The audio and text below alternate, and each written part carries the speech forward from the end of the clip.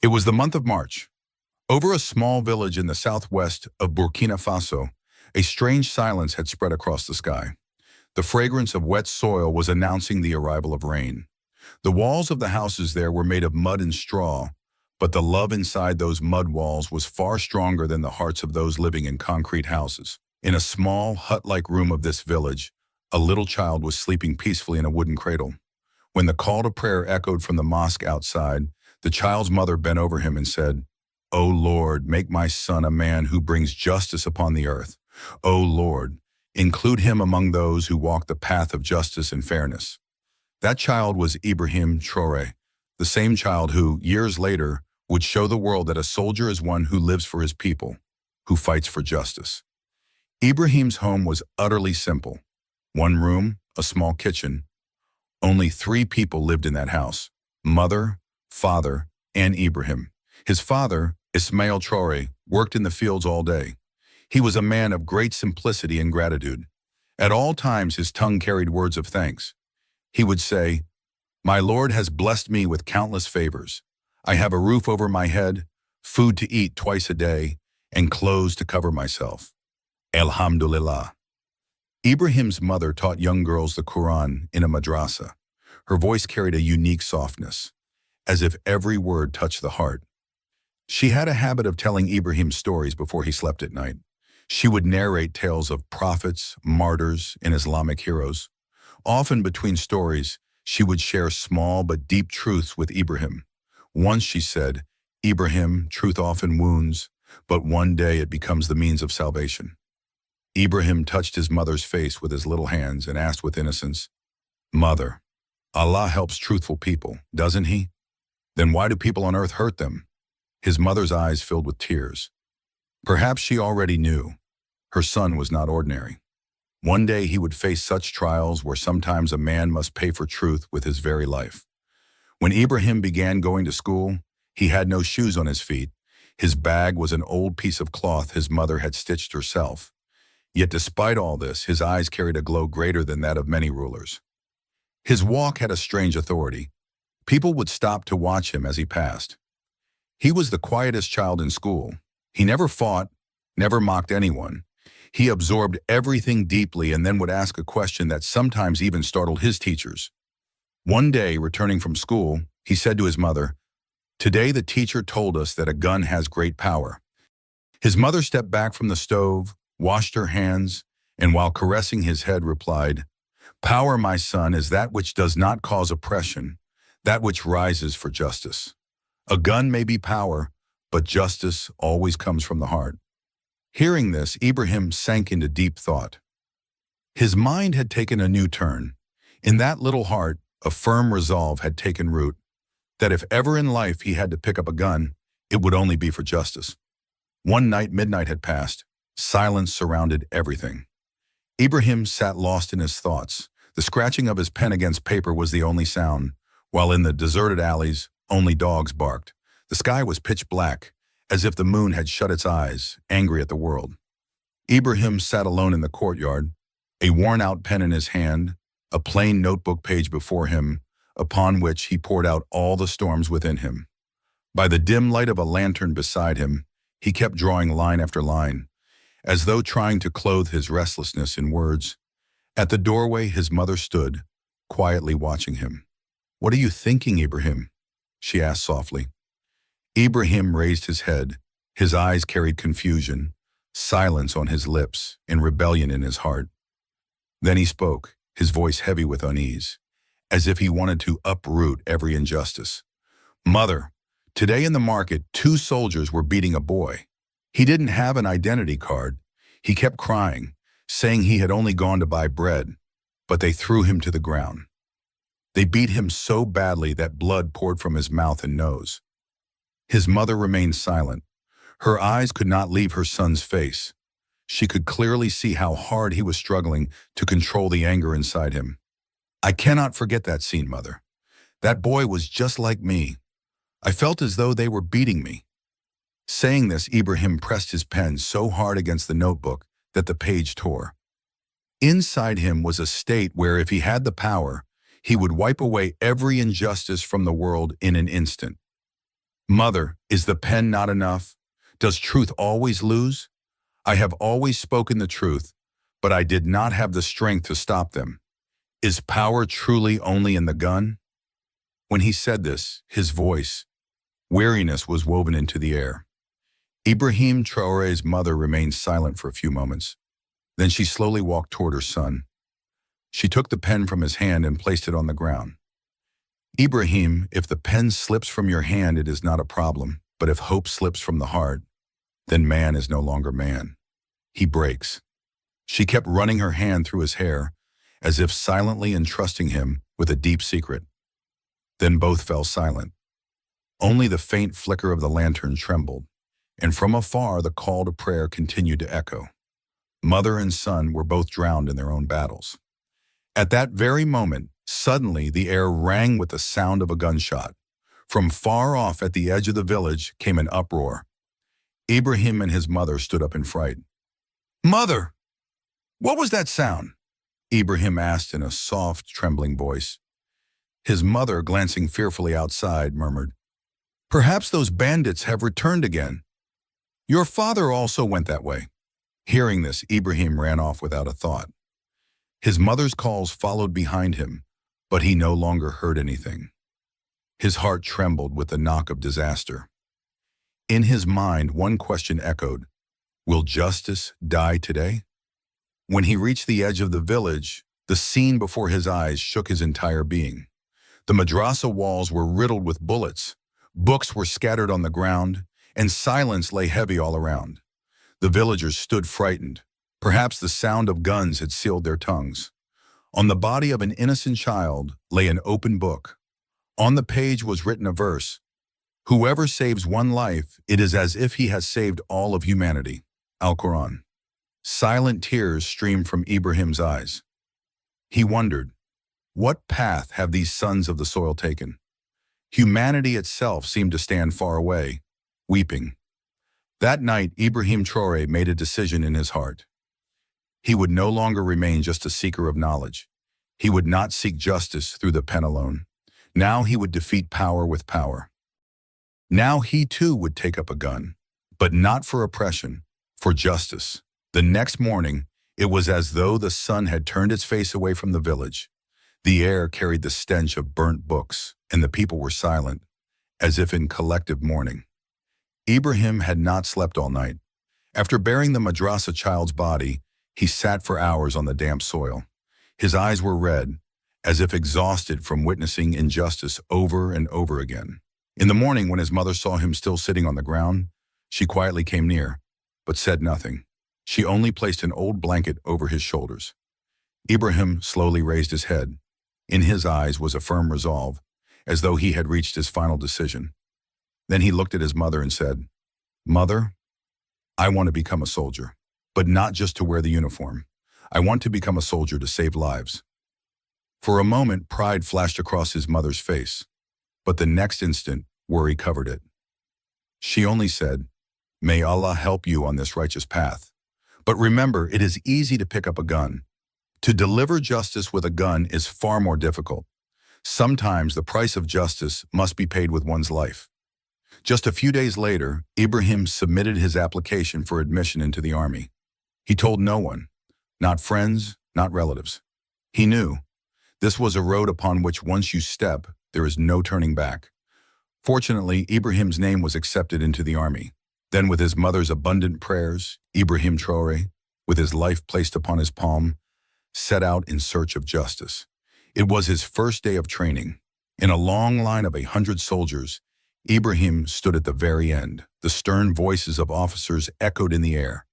But Ibrahim's ears were listening to another sound, the sound that rose from the charred walls of the madrasa, the very sound that had changed the course of his life. Every day of training was an ordeal. Day and night offered no rest to Ibrahim.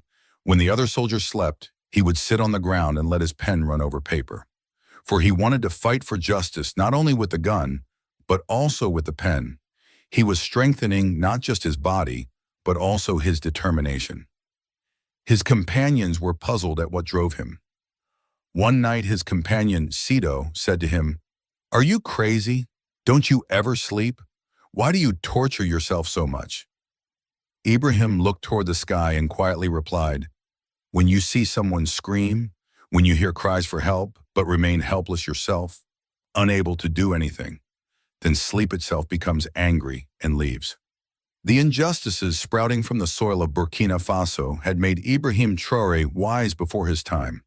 Time continued to pass, but with every passing day, Ibrahim's resolve grew stronger. After his training was completed, one day an announcement was made. Under the United Nations, a mission will depart for Mali. All soldiers should check their names on the list and begin preparations.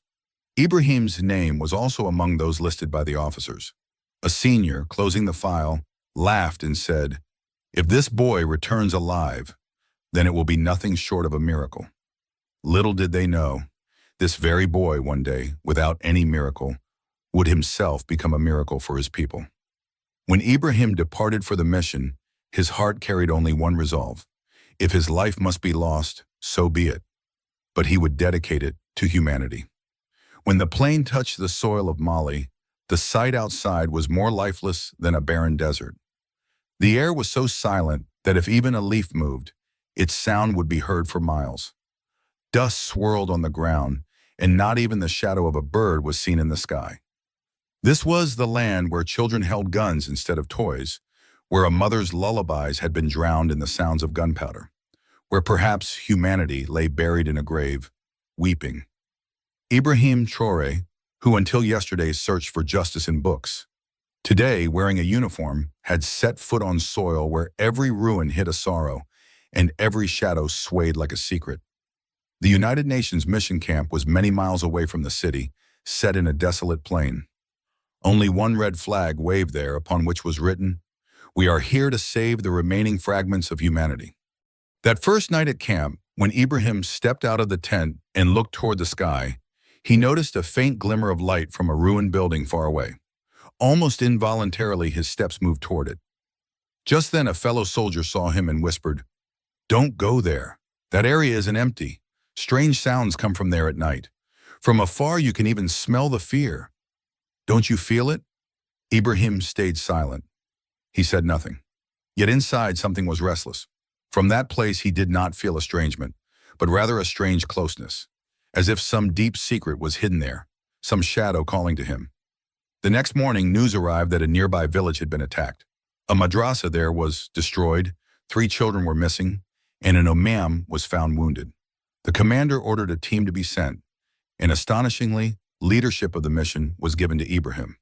The journey was long, the paths dangerous. At every turn, the knock of death.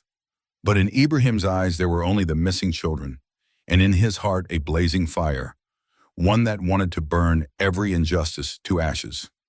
When the team arrived, the place was desolate.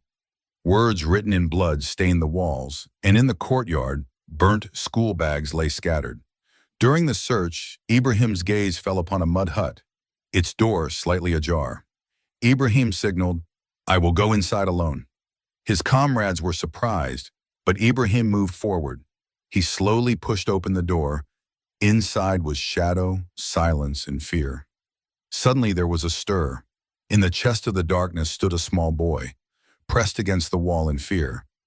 In his arms was his little sister, held tight to his chest as if hiding her from the world. Ibrahim slowly stepped forward and extended his hand. "I am a soldier, son.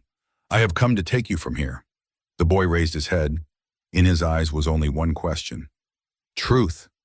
Ibrahim's voice trembled. He said, "Yes, truth. I have come to take you out of this hell." As soon as Ibrahim brought both children outside, a hidden machine gun came to life. A bullet ripped through the air straight toward the children, but before it could pierce an innocent chest, Ibrahim instantly grabbed the boy and pressed him against the wall. The bullet hissed past his ear. For a moment, time itself froze. The soldiers immediately opened return fire. The children were crying, and Ibrahim stood shielding them with his back. When the gunfire ceased, Ibrahim was wounded, but the children were safe. That night, as his wound was being dressed in camp, an officer said, "Why did you risk your life to save those children?"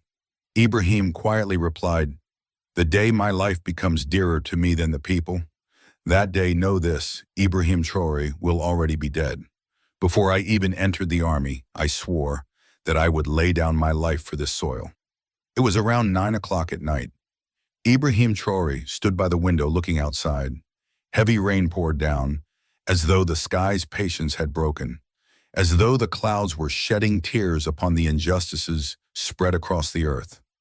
Suddenly there was a faint knock at the door. Ibrahim opened it.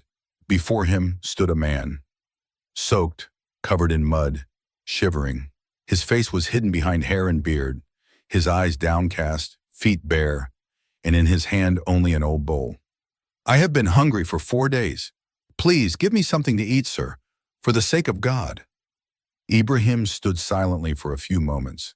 The air was heavy with an eerie stillness, like the hush before a storm. Outside, the rain was at its peak, and on Ibrahim's face lines of thought appeared, as though some old scene was returning to his memory. The beggar bent lower, as if he no longer had strength even to plead. "Come inside."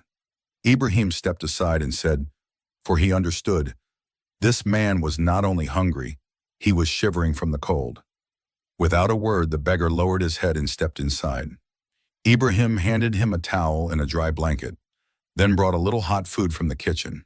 "Here, this is all I have right now," he said, offering the bowl. The beggar accepted the food, but when he began to eat, his movements were different. He did not seem like an ordinary beggar, more like an actor or a spy in disguise. Ibrahim studied him carefully. His eyes bore witness to things they had seen, secrets beyond the grasp of ordinary sight. Inside Ibrahim, a strange restlessness stirred, as if he had met this man before. He was a soldier, and the scent of danger was familiar to him. But for now, he wrapped himself in silence. After finishing the food, the beggar rose without a word and moved toward the door. "Thank you. May Allah keep you safe," Ibrahim said from behind. "Stay. Spend the night here. Leave once the rain stops." But the beggar gave no reply. Instead, he suddenly opened the door. A blast of cold wind swept inside, making him shiver. He stepped out and vanished into the rain like a shadow or a being that perhaps had never truly existed. Ibrahim peered out the window. In the mist, he saw only a silhouette, slowly fading into the darkness. Yet the man's steps, his manner, something about them was familiar. And at that moment, Ibrahim realized this beggar was perhaps a masquerader, someone who had come to gather information. The way he observed every corner, the way he ate, the way he walked, none of it was ordinary. Outside, the rain refused to cease. Everything in the guest house was drenched, silent, and still. A strange hush filled the air. Ibrahim switched off the lights in his room and lay down on the bed, but sleep was far away. His mind kept circling back to that beggar. There was something about him. Perhaps I have seen him before. Rain tapped gently against the window, playing a soft rhythm. The room was swallowed in darkness. Suddenly, a sound pierced the silence, as though something had lightly scratched the wooden frame of the window. Ibrahim sat up at once. He was already alert. Danger had brushed his senses. Quietly, he picked up the torch from the table and moved toward the window. The curtain fluttered violently. The force of the wind had grown stronger. He moved to the window silently. Just as he was about to switch on the torch, a shadow appeared across the window. Someone was there. Ibrahim quickly looked out, but there was nothing. All around, only that soul-piercing silence. Then, behind him, at the room's door, came a soft knock, in a strange rhythm, as if someone were playing piano keys with their fingers on the door. Ibrahim turned, swiftly pulled the pistol hidden under the table, and stepped close to the door. The knock came again, this time not gentle, but forceful, as if saying, "If the door is not opened, it will be broken down." Ibrahim did not open the door. He stood a short distance away and asked in a stern voice, "Who?" No answer. "Who is outside?" This time his tone was sharper. Still no reply. Suddenly, a barrage of bullets struck the door. The wooden planks cracked. The walls trembled. Ibrahim ducked, taking cover behind the wall. He was certain now. This was no ordinary attack, No robbery, no attempt to frighten. This was an attempt to silence justice. This was a conspiracy to eliminate Ibrahim Traore. Then suddenly the firing stopped. Perhaps they thought Ibrahim was dead. At once Ibrahim leapt through the back window and slipped silently into the alley behind. From a distance he saw a shadow, tall, dark, soaked, running out the front door. The figure turned once to glance back, and Ibrahim instantly flashed his torchlight on his face. In the faint glow, a corner of the face was revealed. Those same eyes. That same cruelty hidden beneath innocence. The same man who had appeared last night as a beggar. Now Ibrahim was certain. The beggar had, in fact, been a spy in disguise, who had come to attack him when he was alone. As soon as Ibrahim lit the torch, the man tried to fire at him. But before his finger could touch the trigger, Ibrahim aimed his pistol at the man's hand. The gun dropped from his grip, and the next moment, the man, gripped by fear of death, abandoned the weapon and fled. The beggar was gone, but now the question was, who was he? Why had he come? Was he truly just a beggar, or one sent to silence justice? The next morning the rain had stopped, but the weight on Ibrahim's mind only grew heavier with every passing moment. Alone he left the guest house and went to the place where the shadow had vanished the night before. The ground was muddy, but one thing caught his eye: the gun, that black gun upon which a metallic green casing was fitted. Lines deepened on Ibrahim's forehead. This gun, this casing, he had seen it before, long ago.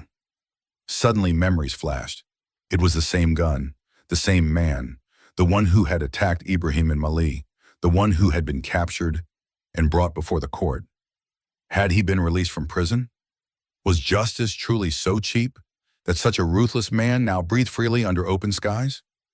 Ibrahim took a long breath and picked up the gun from the ground. He questioned the villagers, but no one had seen or heard anything.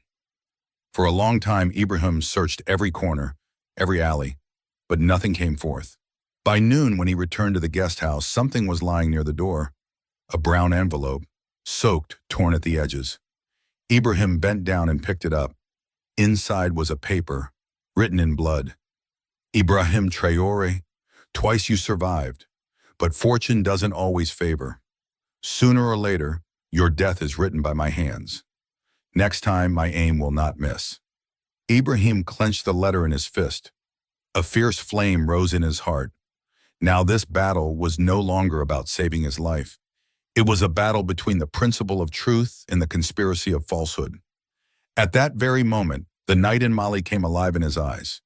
When this very man had first attacked him, in his eyes then was only hatred, as though he wished to silence every voice raised against oppression.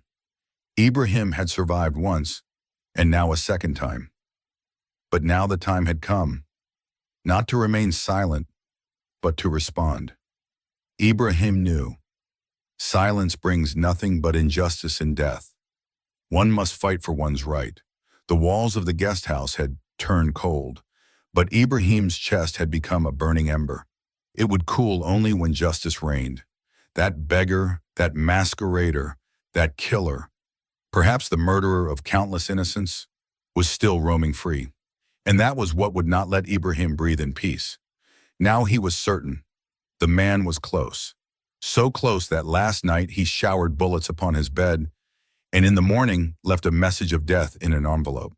But now the question was no longer who he was, rather where he was, and when would his next bullet be fired. So Ibrahim once again adopted his old habit to work in silence, without telling anyone, without making noise. From the village tea seller to the old graveyard caretaker, he spoke with everyone. He studied every face, listened to every voice, as though searching for the echo of a shadow's footsteps. But no clue surfaced from the village. Then, as evening fell, Ibrahim set out toward the ruined building outside the village, now nothing but a wreck. As soon as he arrived, something lay on the ground. Footprints in the wet mud. There, a spent bullet casing, the very same kind as the one found in his room. Ibrahim's eyelids flickered. Here it was. Here was the murderer of justice. Moonlight spread across. Old walls stood black and silent. Then something shifted in the air, a strange odor, like a blend of oil, gunpowder, and sweat. Ibrahim held his breath. He sensed it now. Someone's breathing was near him. Very faint, behind some wall, hidden perhaps, watching him. Then, from behind the wall came a voice. "So you've come back? Your silence has finally learned to speak." Ibrahim froze. It was the same voice. Cold, deep, cutting. "Surely you recognize me now, don't you?" The voice was laced with venom. "Remember that court? That room where you presented me? That was not my defeat, Ibrahim Traore. That was your greatest mistake." Ibrahim closed his eyes. No fear, no surprise, only silence. Perhaps he had long been prepared for this moment. "Come forward," he said in a low tone. "The rain has stopped now. The curtains, too, should be lifted." But no reply came, only a faint whistle, and then the same silence, as though mocking him. Receiving no answer, Ibrahim moved ahead. When he reached the back door of the madrasa, the door was slightly ajar, and something lay on the ground. An empty bowl. The very same bowl. Ibrahim bent down to pick it up, when his eyes caught the bloodstains on the door. He lifted the bowl and followed the trail of bloodstains out of the building. Around him was stillness, but within him a storm raged. He knew the killer was close. The scattered drops of blood on the ground testified that he was wounded, and very near. Then, between the alleys, a shadow moved and darted away. Ibrahim silently followed. The village alleys were narrow, the houses made of mud with wooden roofs, all drowned in the deep night. Here and there clay lamps burned, in whose light the air itself trembled with fear. At every turn it felt as if the killer would appear any moment. Then in a narrow dark alley, a half-open door of an old shop came into view. Inside was deep darkness, but faint sounds, like broken, shallow breaths. Ibrahim stepped inside with utmost care. A pistol in his hand, even his own breathing held back. Within, a faint voice echoed, as if speaking to itself. "Blood is flowing. Time is short, but I will not leave the work unfinished." Ibrahim bent low and peered in. There sat the beggar, now in his true form. Blood poured from his wound, and he was tying cloth around his arm. In the room lay a pistol, a mobile phone, and some photographs. Among them, one of Ibrahim Traore, marked with a red X. Ibrahim drew a deep breath, then kicked the door hard. "Hands up! There is no escape! Surrender yourself to me!" The killer jolted, reaching for his gun, but Ibrahim fired at his hand. Blood spurted like a fountain. He screamed. Ibrahim rushed inside with lightning speed, seized him, and pressed his neck against the wall. "Who are you? Why did you attack me? On whose orders are you here?" Ibrahim's voice was cold as ice. The killer gave no reply. When Ibrahim tightened his grip on his neck, he cried out, "I am the brother of the one you handed to the court, so that he would be killed. I will kill you to avenge my brother's death." For a moment, silence fell in Ibrahim's eyes. "So you are his brother," he acknowledged quietly. "And you plotted my murder just because I sought justice?" "Justice?" He laughed. "By sending my brother to death, what justice did you do? What humanity have you upheld?" He raved like a madman, shouting, "Your brother, too, was a murderer of innocence, just like you. He received the punishment for his deeds, and now it is your turn." Ibrahim took a deep breath, threw him to the ground, and pulled out handcuffs. "Now your fate will also be decided by the court. Once again, justice will prevail." The morning light broke as a new hope. Ibrahim Traore was leading a wounded yet cunning enemy toward the court. He was silent, but in his eyes burned a steady fire. 2 police vehicles accompanied them, but Ibrahim insisted, "I captured him alive, so I will present him alive before the court." Outside the court, a crowd had gathered. People saluted Ibrahim. As the killer was brought to the steps of the court, he was bound in chains. Ibrahim held him and climbed the steps. Suddenly, the killer jerked himself free and lunged at Ibrahim with all his strength. For a few moments, everyone's breath stopped. Ibrahim swiftly stepped back, but his foot slipped. Before he could fall, two policemen sprang like lightning. They caught Ibrahim and threw the killer to the ground. Now he lay in the dirt, and in his eyes was the same defeat he had wished upon Ibrahim, and now suffered himself. People were stunned. Silence spread for a moment. Then an old woman spoke. This is the difference between Ibrahim Traore and him. Ibrahim brought him alive to the court, while he struck at Ibrahim right at the court's door. Now Ibrahim had steadied himself. Slowly he turned, descended the steps, and walked away. Policemen were taking the accused inside. People surrounded Ibrahim. One laid a hand on his shoulder. Another said, "Today we have come to know that in our land, the guardian of justice has arrived." In people's eyes now was certainty that the darkness of injustice would soon be dispelled.